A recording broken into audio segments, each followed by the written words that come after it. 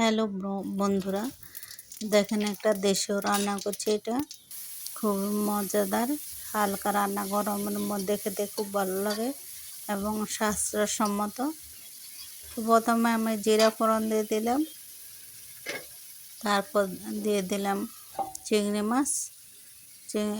চিংড়ি মাছ একটু লবণ হলুদ দিয়ে মেখে নিয়েছি, তারপরে একটু ভেজে, এগুলো হচ্ছে কি বলুন তো, এগুলো হচ্ছে শসা।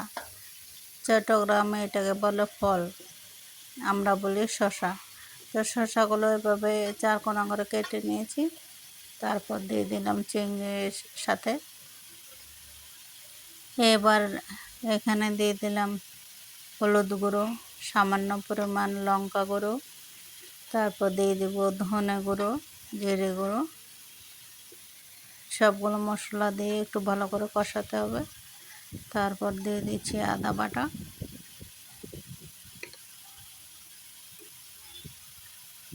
জিরে গুঁড়ো দেওয়ার পর আদা বাটা দিয়ে দিলাম।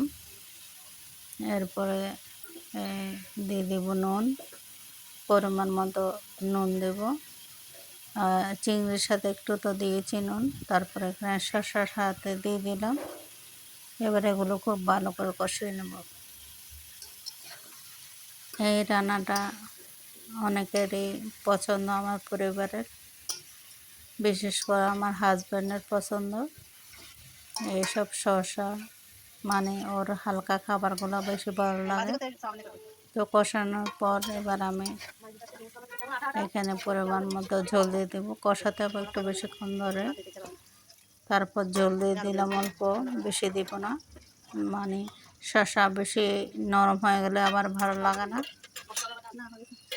এবার ঢেকে রান্না করব। আর কয়েকটা কাঁচামরিচ দিয়ে দিলাম।